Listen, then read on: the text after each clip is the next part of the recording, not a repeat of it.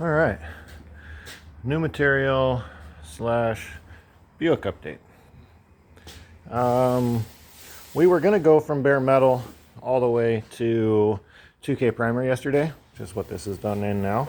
But we had a little bit of an issue yesterday with this new stuff, and I'm not exactly sure what happened yet. So I'm doing a little experimenting today, and yeah, we're gonna find out. So obviously you guys can see this material is really wrinkly, and I actually ran it in some places trying to get coverage.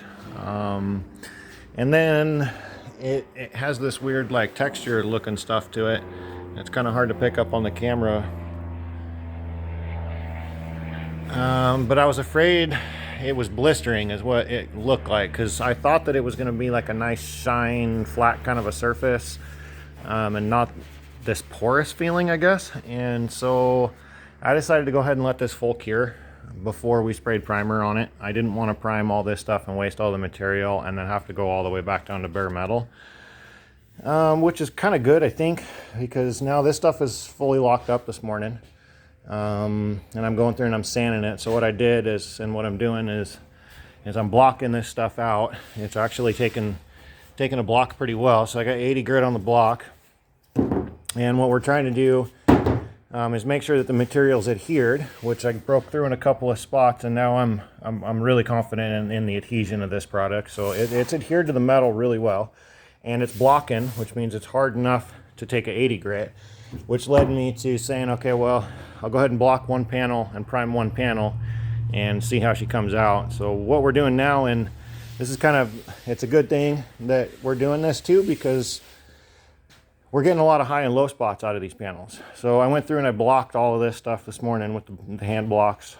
Blocked it in 80 and then feather edged everything in 180 and got it ready for primer. And then it actually took 3 pretty heavy coats of primer, 1 light coat just to get some hardener and some catalyst on top of it, and then 2 real heavy wet coats with a cross coat at the end of it. So it's pretty much 3 coats of primer just to get it to kind of seal up.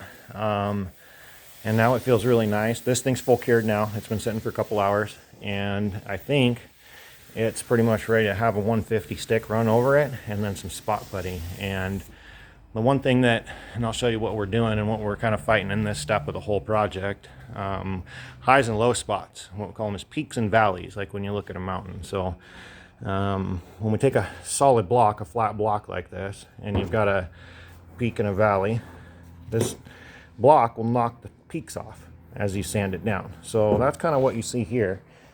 The dark spots are the valleys and the light spots are the peaks. And so I'm going through and I'm blocking this whole panel out to get down to the bottom of the valley, so that way we don't have any peaks and valleys left.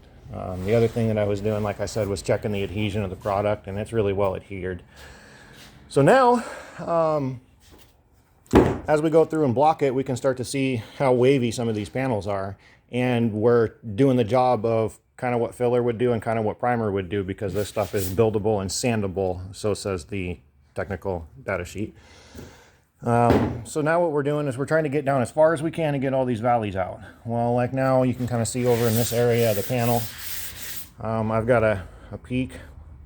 So all the sand through spots are going to be high spots that we're sticking up. And we're talking on a microscopic scale. So that's a peak, that's a peak, that's a peak. And then I got a valley, kind of a big pancakey kind of a valley over here, a valley and a valley.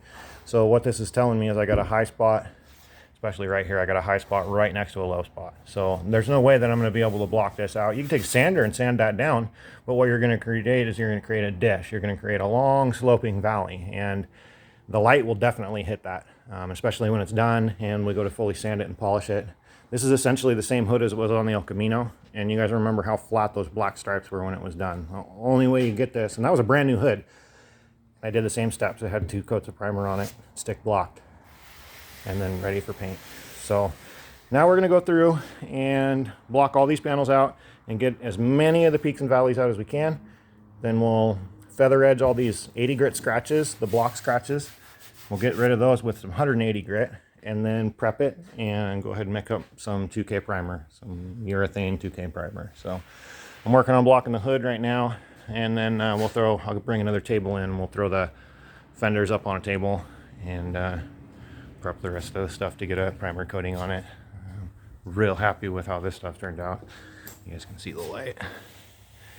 It's really, really nice already. I took care of a lot of the peaks and valleys, and now this thing will just be spot putty this one little dent right here, and this thing will be ready for paint. Oh, kind of got to roll with the punches. Paint's funny stuff. That is a quote. Tell you from who later. Take care, guys. Happy Friday.